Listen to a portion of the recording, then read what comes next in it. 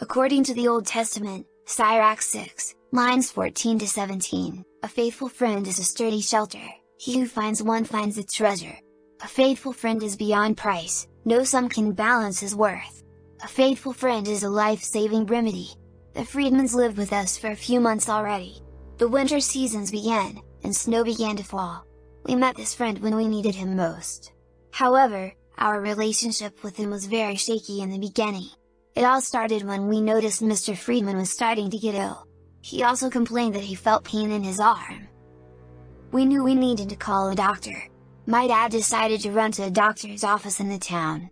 However, all the doctors there were Germans aiding wounded Nazis. So, we needed to find someone else. Then my dad recalled our family doctor's home address. So my dad went to his house. The family doctor's name was Dr. Kaminsky. He was a thin man, had long white hair and a short white beard and mustache. He also wore glasses and carried a briefcase almost everywhere he went. When he visited the house, he was wearing a jacket, a top hat, and snow boots. The doctor said to my dad, "Okay, where is this sick man you are talking about?" My dad brought him to where we hid Mr. Friedman. Once the doctor saw him, he looked concerned. The doctor then stated, "Before I diagnose him and check on him, I need to know a few things. First off, his ethnicity." My dad responded, "Polish." Then the doctor said, "Why is he in the barn attic during this season?"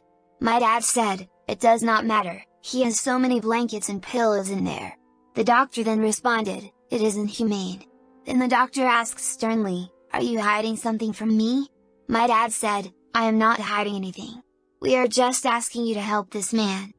Then the doctor said, "What religion is he?" My dad answered, "Jewish." The doctor said, "I see." He got up and started to turn around and go home. Enraged, my father yelled, "Wait, you are just going to give up because of his religion?" The doctor said, "I am the doctor with a family. If I help this man, and the Nazis catch me, my head will be hanging from a noose." My dad's face turned red. He said, "What do you think about us? We are the ones hiding him." The doctor paused inside, turned back our way, and came toward my dad. He then asked, "How long did he hide here for?" My dad answered, "A few months already." The doctor nodded his head. The doctor said, "Tell you what, if you give me a portion of your food as payment, I will work on him." He gave the money my dad paid him with. He said, "I have a feeling you will need this money more than me." He then said, "One more thing, are any of you gentlemen willing to assist me up there? As a doctor, I need a helping hand." My uncle said, "I can do it. I served during World War I have seen far more worse things than surgery." The doctor nodded. They went into the attic and shut the door.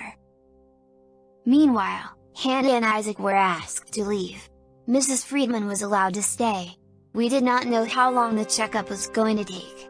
For that time being, we went into our house since it was starting to snow harder outside. My mom was in the kitchen making chicken soup and ginger tea. I asked Mom what she was doing. She replied, "My mom, your grandmother would always give me chicken soup and ginger tea when I was sick. She tried the soup, added a little bit of salt." She continued, "Sometimes the best medicine are homemade remedies passed on by generations. We will give Mr. Friedman this after the doctor is finished." Meanwhile, we heard a knock on the door. My dad asked, "Who is it?" Someone from outside answered. Frantic, I used to be a substitute for Mieszko when many teachers got laid off once the Nazis occupied Poland. My dad let him in. Frantic stomped the snow off his boots and brushed snow off his jacket with his hand. He sat down in the kitchen catching his breath from the cold outside. He said, "I got news from the Polish underground state. Also, I won't take long." He gave my dad some pieces of paper. He said, "Here are some papers I want you to read. It contains a lot of information about the Polish underground state. I just want to mention we open secret schools. If you want to send your children, let us know." Fill out this application and send it back to me." He handed the same papers to my aunt for her children.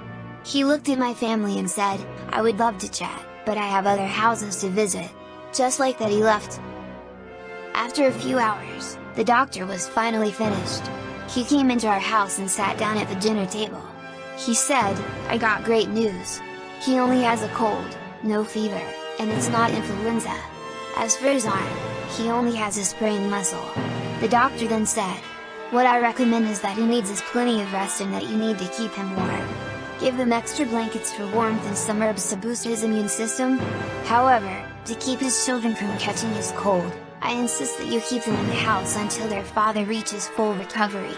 Only 2 people can stay in the attic for now." Then his tone of voice changed and said, "I would like to apologize for the way I acted earlier. Would you forgive me?" My father smiled and said, "If my God is loving and forgiving, then I should be too.